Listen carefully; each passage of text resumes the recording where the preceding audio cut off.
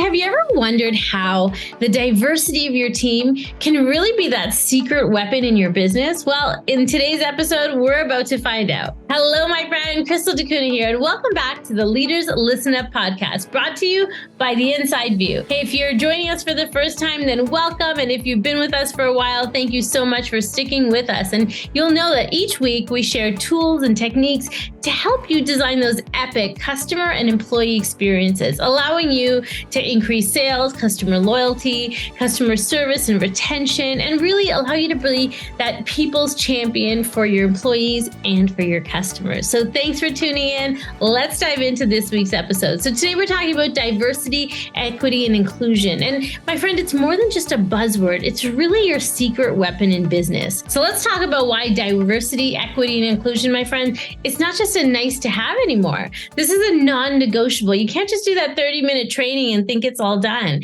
It has to be embedded in your everyday practices. It's a must-have when it comes to designing epic employee and customer experiences. Here's the thing. What we know for sure is that a diverse team brings you multiple perspectives. And when you have multiple perspectives, you're able to catch things. You're able to be better equipped to understand not only your employees and your team, but your customers. And it'll really give you that playbook on how you can kind of write a winning strategy for success, because you'll know how people are thinking and how people are perceiving your brand, your service level, your product. You'll start to see how different types of people will experience your product in different ways, right? There's multiple dimensions of diversity. And so it's not just a race or ethnicity or religion, like there's multiple dimensions.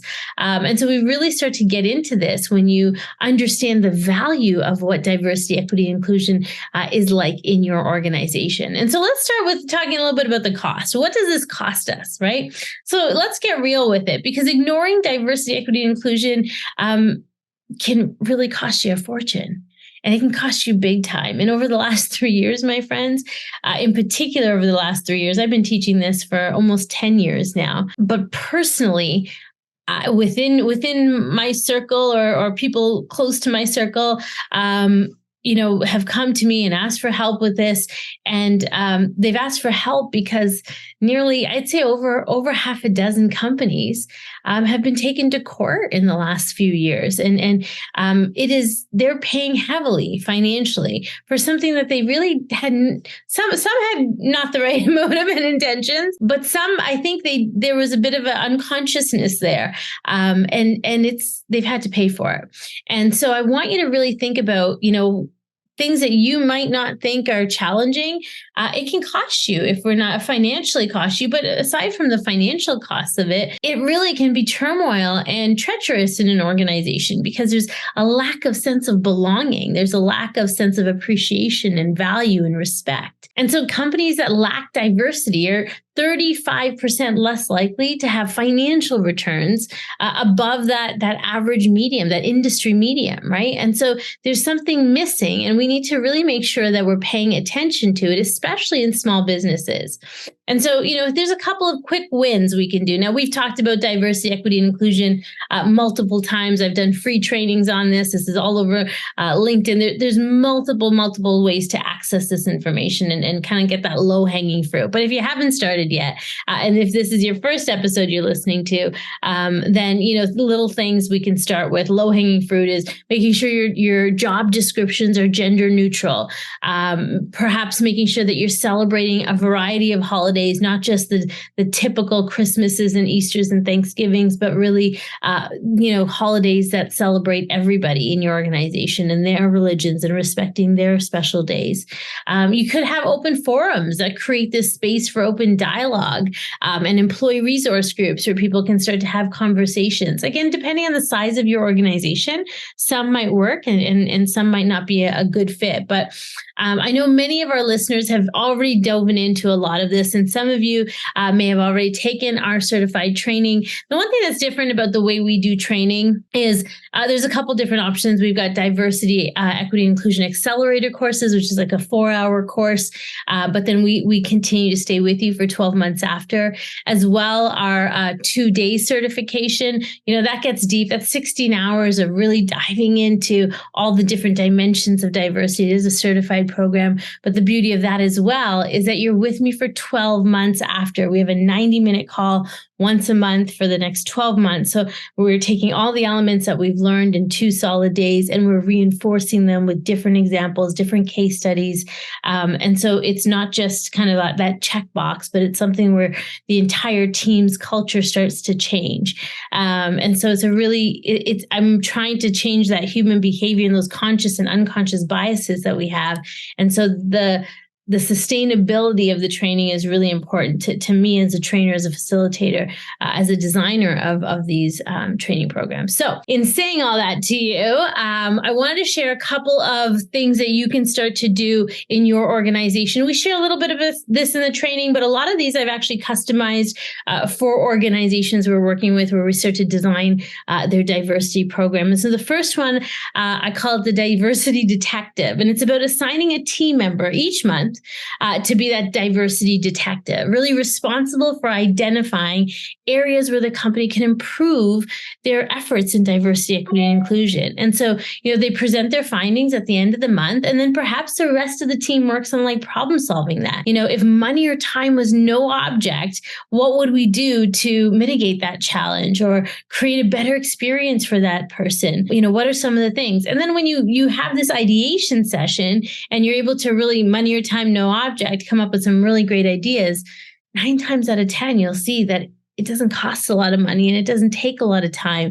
It just takes intentionality, right? But a really great exercise to see. And one thing I'll say, if you do this exercise, is keep in mind the dimensions of diversity. Again, not just focusing on race or religion or ethnicity or even sexual orientation, but the multiple dimensions of diversity. So abilities, disabilities, neurological challenges, socioeconomic challenges, right? So really take a look at the multiple dimensions. Age comes up often as well in larger organizations where there's different age dynamics. So keep in mind, there's multiple ways that diversity can really be impacted. All right, the next one is called Inclusion Innovation Challenge. And this is where we host kind of that quarterly hackathon where we focus solely on generating diversity, equity, and inclusion solutions, right? And the winning idea gets maybe a small budget to start implementing and actioning this. What I like about this Inclusion Innovation Challenge is it's not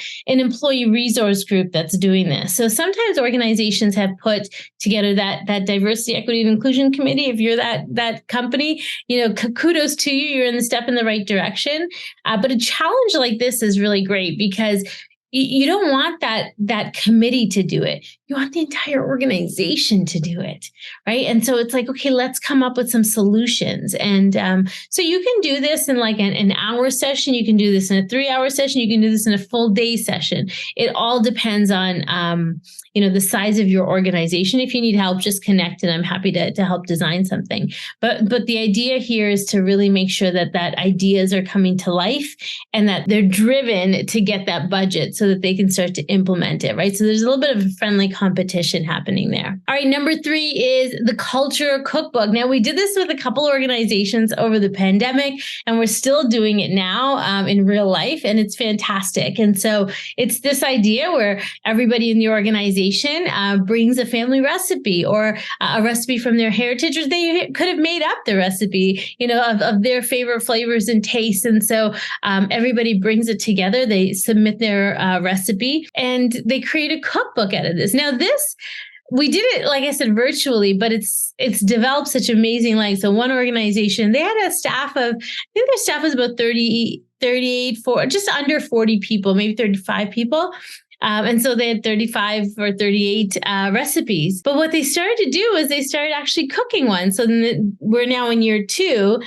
Every week, somebody's cooking something in that recipe book. And so they're bringing it to work and they're tasting it and they're learning about culture and they're learning about each other. And it's just it's really cool. Really, it's grown to have legs of its own. So that's a fun one. And again, appealing to all the senses. We're talking about customer experience, employee experience. It's all about connecting to the senses, right? That sense of smell and taste and really allowing people to connect with each other. Walk a day in my shoes. This is number 4. So this is where employees swap roles for a day to understand the challenges and the privileges associated with different positions in the company. This was great in the construction world. When I worked in the home building industry, this was fun. We did this quite often where, people had an opportunity to kind of switch up roles and see how the other people did it, see what was needed. So our sales team would sometimes spend some time with construction, or, maybe not necessarily swap roles, but at least we were spending time, and the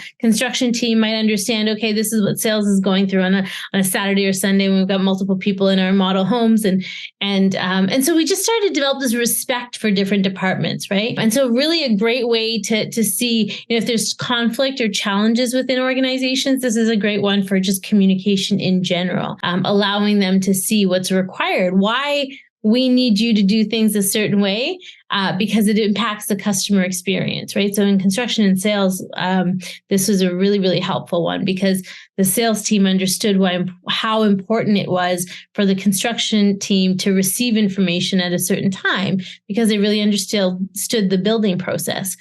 Vice versa, the construction team started to see how important it is for them to be able to be flexible and adjustable, because when a customer asks for something and they're paying for it, we have to be able to adjust, and they're willing to adjust. And so we have to be willing to adjust, right? So it's just a really great way to create some mutual respect there within the organization. All right, my friends. So I hope a couple of these activities help to shift some of your perspectives and some of your biases, because, when you're thinking of diversity, equity, and inclusion, it really is a mindset, right? So whether you have conscious biases or unconscious biases, your life experiences shape these biases. And so the activities I designed were to allow your team to kind of experience things a little bit different. When they experience a different type of food, or when they experience a different role in the organization, their perspective is going to start to change a little. And when their life experiences and perspective change, their biases and their mindset starts to shift a little bit, because what they knew to be true now might be adjusted, or maybe it's confirmed, but that bias starts to adjust and be a little more open. And it's human nature, right? We need to be able to make sure that we're staying open to these things. All right, my friends, I hope you got some good nuggets there. Thank you so much for tuning in to this week's episode. And hey, if diversity, equity, and inclusion, if you're ready to get on board, if you haven't already, go ahead and click the link. We've got a link for our upcoming training session. We've really done some really good work in this space, and I'm really proud of it. We've had the opportunity to train everywhere from government organizations to small businesses to organizations across the globe now when it comes to diversity, equity, and inclusion. So I'm really proud of the program, but you're welcome to take a look and see if it's a good fit for your team, or let's hop in a call and we can chat about it. So my friends, thank you for listening to the Leaders Listen Up podcast today. I appreciate you being here. If you've got questions or comments, please go ahead and leave them below. Let me know. I'd be happy to answer your questions and perhaps design a podcast episode just for you and your team. So let us know, stay connected, and tell us how we did. So my friends, in order for you to have that competitive edge, you have to remember to be able to give your team the tools they need to succeed. And diversity, equity, and inclusion, not only is it going to help you to move things forward from an employee perspective and that team connection, but it'll allow you to start to attract a different market share as well. So growing those sales, growing that profitability, because you're attracting a new type of client. So I look forward to sharing more about this topic with you in the coming weeks.